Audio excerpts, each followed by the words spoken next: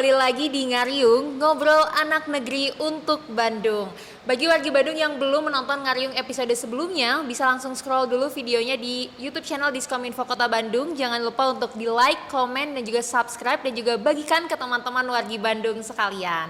Nah, kalau biasanya nih Ngariung kita selalu bersama narasumber mulai dari komunitas, warga berprestasi sampai dengan musisi. Kali ini spesial karena Ngariung gak hanya di studio, tapi kita main-main ke kantor dinas sosial. Dan kali ini Teh Adel sudah bersama dengan Bapak Aziz. Selamat siang Bapak. Selamat siang. Hatur nuhun pisan udah meluangkan waktunya Sama-sama. di Ngariung. Siap Bapak. Sebelum kita ngobrol-ngobrol nih Pak, mungkin wargi Bandung juga penasaran siapa sih Bapak yang ada di samping ini. Boleh perkenalkan dirinya terlebih dahulu Pak. Terima kasih Teteh. Sebelumnya perkenalkan nama panjangnya saya itu Dadang Aziz Salim. Tapi biasa dipanggil Aziz. Dan kebetulan sekarang diberikan amanah oleh Pak Wali Kota Bandung, yaitu sebagai Kepala Bidang Rehabilitasi Sosial pada Dinas Sosial Kota Bandung. Dan Alhamdulillah sekarang sudah mau menginjak 3 tahun. Alhamdulillah. Menduduki jabatan Kepala Bidang Rehab di Dinas Sosial. Siap. Tapi sebutan panggilannya Pak Aziz ya? Aziz. Pak Aziz. Siap. Bapak, sebelum kita ngobrol nih Pak, kalau kita bicara tentang Kota Bandung, ini kan alhamdulillah ya penduduknya tuh banyak banget ya Pak ya, mulai dari yang usia produktif sampai dengan lansia gitu ya Pak ya. Nah, tapi sebelum kita berbincang tentang lansia nih Pak, mungkin bagi sebagian wargi Bandung karena ini yang nontonnya milenial Pak, Betul. masih anak muda, mungkin ada anak sekolah juga belum tahu dinas-dinas di Kota Bandung, boleh dijelasin dulu Pak singkatnya apa sih dinas sosial dan tugas fungsinya Pak? Terima kasih warga Kota Bandung yang saya hormati, saya cintai dan saya banggakan kaitan dengan dinas sosial, bahwa dinas sosial adalah lembaga pemerintah yang selalu membantu tugas pokok yang dilaksanakan oleh Bapak Wali Kota Bandung.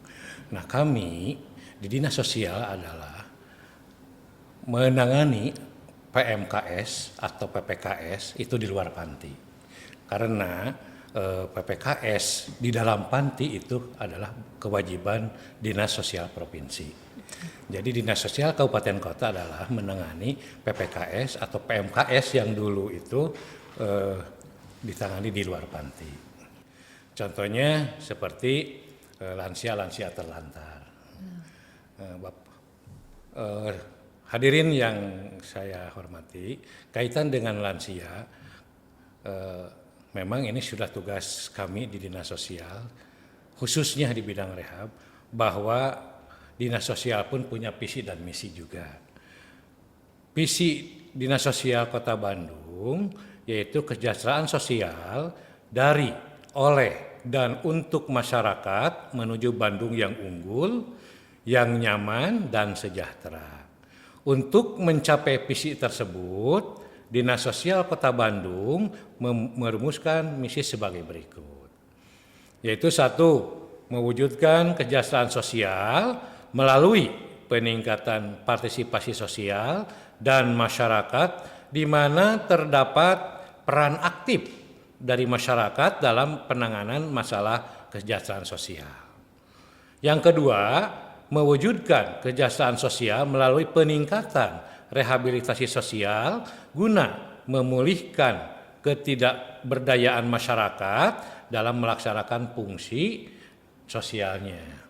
Yang ketiga, mewujudkan kesejahteraan melalui peningkatan pelayanan sosial yang mengandung pengertian optimalisasi pelayanan terhadap penyandang masalah kesejahteraan sosial, yaitu PMKS.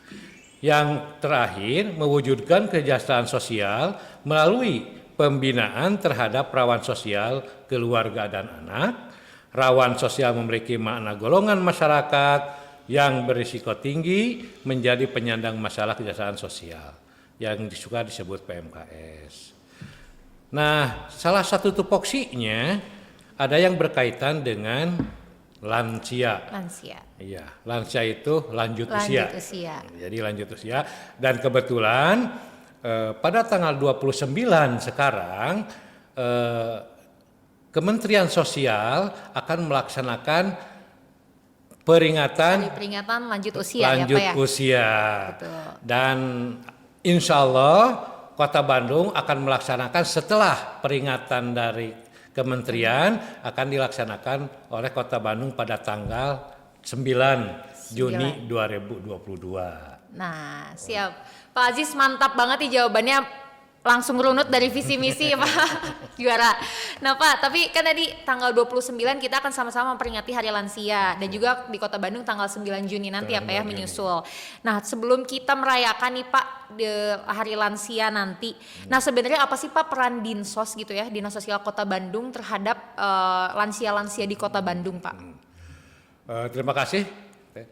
Kaitan dengan peran Dinsos karena Dinas Sosial Kabupaten Kota bukan Kota Bandung saja. Karena Dinas Sosial Kabupaten Kota adalah menangani lansia terlantar di luar panti, jadi kami khususnya Dinas Sosial Kota Bandung itu penanganan lansia di luar panti karena kami di Dinas Sosial punya rumah persinggahan. Rumah persinggahan. Karena rumah persinggahan tersebut adalah untuk penampungan para lansia, baik lansia terlantar, lansia diterlantarkan, atau lansia yang diusir oleh keluarganya.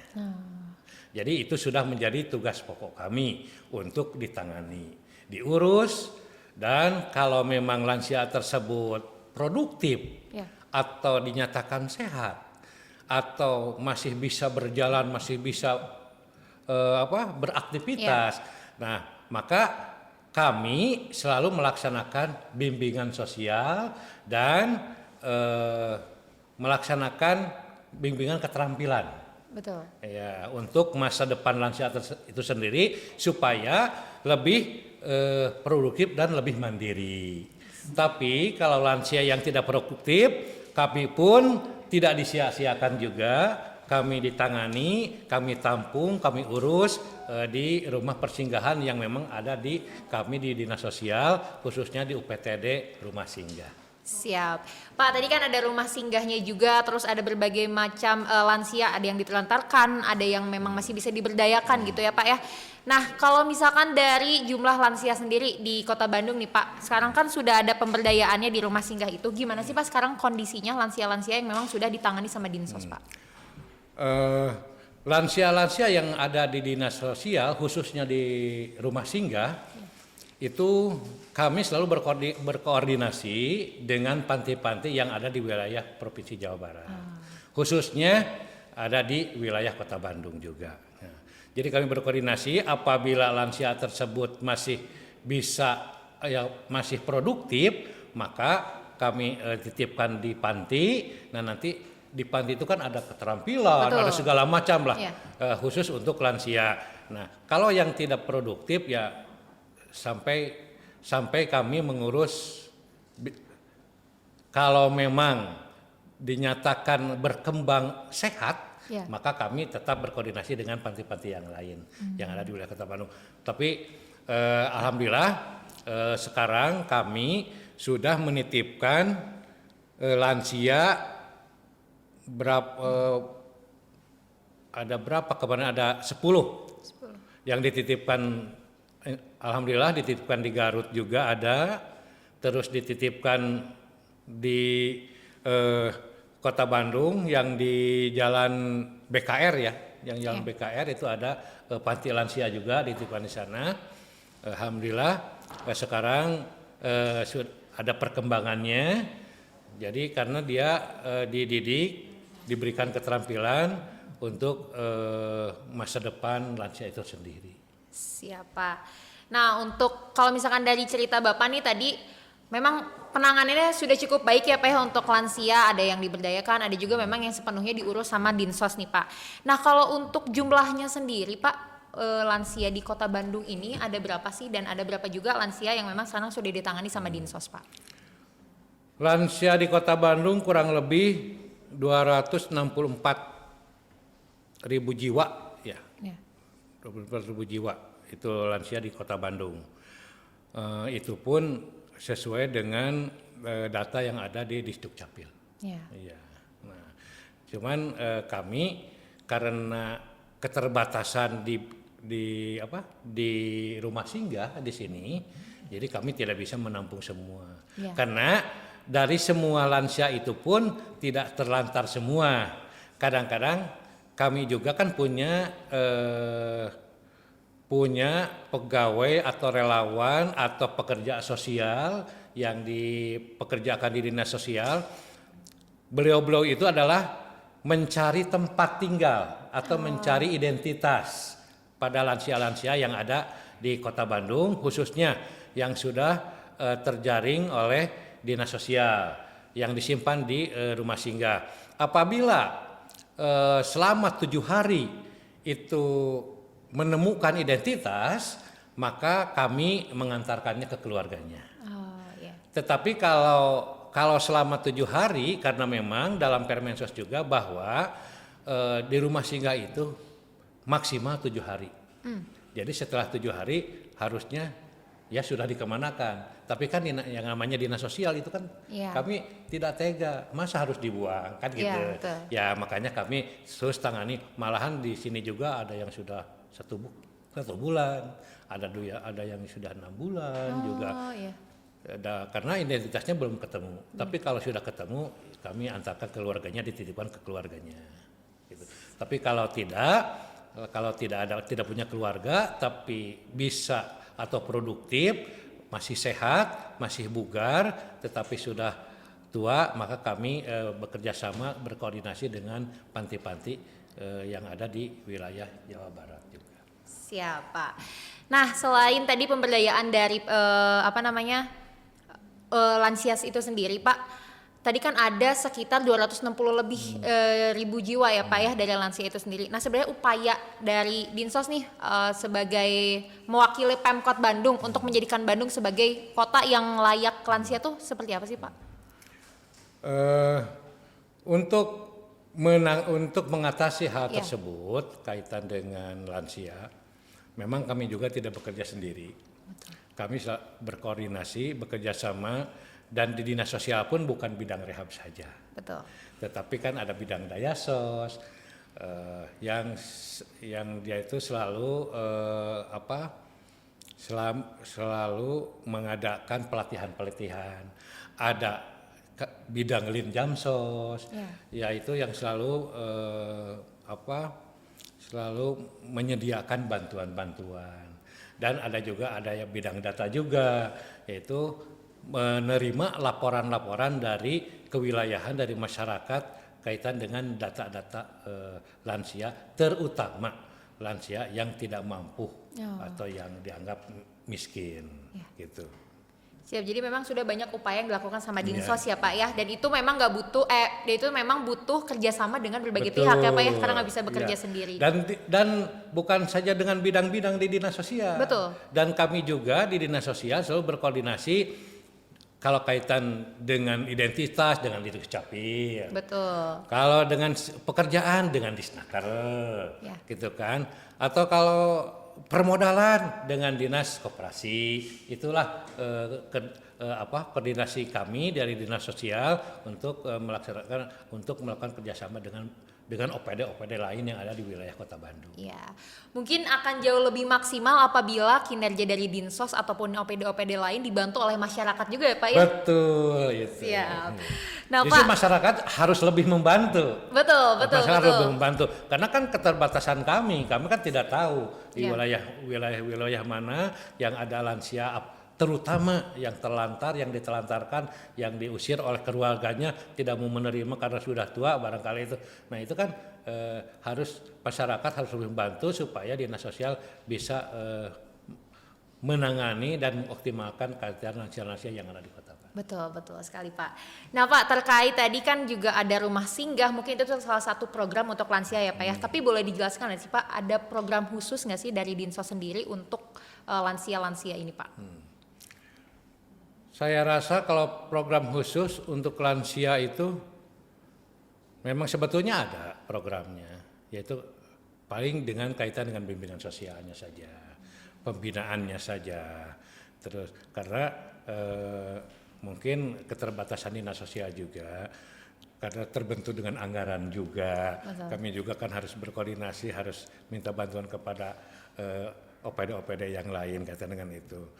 Tapi kalau secara khususnya untuk lebih dibina, memang pembinaan itu selalu selalu sering melaksanakan bimbingan sosial tidak saja kepada lansia, bimbingan soal itu kepada ya di luar lansia juga seperti gepeng, gelandangan pengemis, seperti anak telantar, seperti juga ODGJ juga. Di sini kan ada ODGJ juga di rumah singgah itu. Terus ada kaitan dengan mungkin berkaitan dengan masyarakat yang memang penyandang kesejahteraan sosial ya Pak ya. Iya.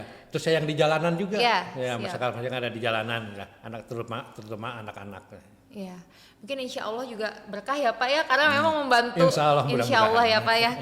Siapa? Nah dari upaya tadi ada bina sosial buat lansia. Apa sih Pak yang biasanya diberikan kepada lansia? Misalkan bentuk pelatihannya seperti apa? Bentuk pelatihan kepada lansia itu biasanya yang ringan-ringan. Kalau keterampilan bagaimana cara membuat sendal. Iya. Biasanya sendal hotel lah. Ada di sini contohnya tuh yang ada sendal, atau kalau memang ada menjahit juga untuk lansia, dan ada juga cara membuat kue gitu. Yang ringan-ringan yang memang bisa diukur dengan usia-usia yang sudah lansia aja. Iya, mungkin ringan tapi bisa menjadi lahan usaha juga ya Pak ya nantinya bisa. Mungkin ya Pak ya. Kalau memang itu nanti lansianya sendiri dia itu selalu semangat dan memang ingin mandiri, insya Allah itu bisa dijadikan usaha juga. Siap. Nah mungkin pelatihan-pelatihan yang dikasih sama Dinsos ini bisa dicontek juga mungkin sama wargi Bandung yang mungkin di rumahnya ada neneknya yang mungkin kalau di rumah kan bosen ya Pak ya, kalau udah sepuh gitu ya Pak ya, bisa diajarin juga memasak ataupun juga bikin kerajinan tangan yang lainnya ya Pak ya.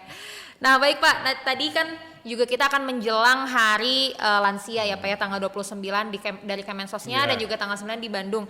Persiapan apa sih Pak yang dilakukan sama Dinsos khususnya untuk menyambut hari lansia ini?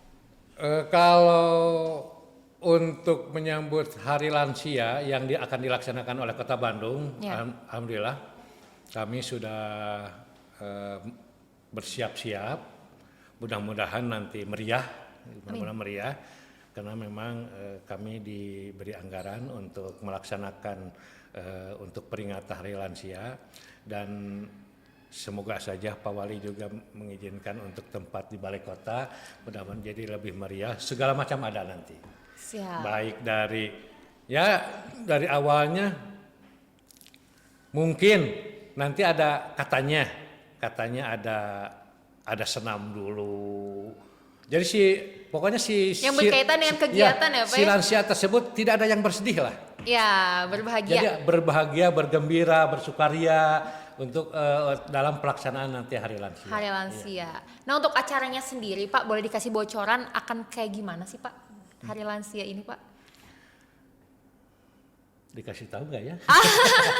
Atau nanti aja kita saksikan lagi ya Pak ya, biar penasaran sedikit Pak. Jadi untuk pemirsa masyarakat Kota Bandung, insya Allah pada tanggal 9 kami akan melaksanakan memperingati Hari Lansia, dan mudah-mudahan Allah memberi kelancaran dalam pelaksanaan yang akan kami laksanakan pada tanggal 9 mendatang. Amin. Siap Pak. Mungkin ini sebagai pertanyaan terakhir dan juga penutup kita hari ini nih Pak. Apa sih Pak harapan dari Dinsos ataupun dari Bapak sendiri untuk Bandung, untuk Kota Bandung dengan adanya program lansia Pak? Mungkin kami dititik beratkan kepada masyarakat juga. Siap. Jadi jangan sampai lansia tersebut apalagi masih punya keluarga, jangan sampai ditelantarkan, jangan sampai dibiarkan, karena walau bagaimanapun juga kita itu adalah datangnya dari yang sekarang sudah lansia juga. Iya. Kalau tidak ada lansia sekarang kita tidak akan ada. Betul. Nah, terutama kepada keluarga-keluarga gitu. Karena kami rasakan sekarang banyak kami menemukan lansia-lansia yang ditelantarkan, yang terlantar, apalagi ada kejadian-kejadian yang diusir, yang dibiarkan oleh keluarganya. Jangan sampai begitu. Kami harapkan masyarakat khususnya warga Kota Bandung juga, marilah kita sama-sama memenuhi peraturan pemerintah kaitan dengan menangani lansia-lansia yang ada di wilayah itu sendiri. Di wilayah itu sendiri. Siap Bapak, hatur nuhun Pak Aziz udah hadir di Ngariung, dan semoga juga nih kebetulan karena Bapak yang memang megang untuk lansia dan juga Rehabsos ya Pak ya. Semoga berkah juga buat Bapak. Amin. Karena membantu sesama nih Pak, insya Allah ya Pak ya. Baik wargi Bandung, itu tadi perbincangan Teh Adel dengan Pak Aziz. Luar biasa banget, ini Dinsos juga memang ternyata sudah melakukan upaya-upaya maksimal untuk menangani lansia di Kota Bandung. Nah tapi tetap wargi Bandung nomor 1 nih ya Pak ya. Kalau nggak ada wargi Bandung tetap kita nggak bisa bekerja sendiri ya Pak ya. Siap, hatur nuhun Pak Aziz sekali lagi. Karena tambah lagi, kami juga dibantu sama Komda Lansia. Dan siap. LLI juga itu sangat membantu sekali kaitan dengan tugas-tugas yang kami laksanakan. Siap, jadi memang butuh bantuan dari berbagai pihak. Baik wargi Bandung, jangan lupa untuk di like, comment, subscribe, dan juga di share ke teman-teman wargi Bandung sekalian. Sampai jumpa di Ngariung episode selanjutnya. Assalamualaikum warga Bandung.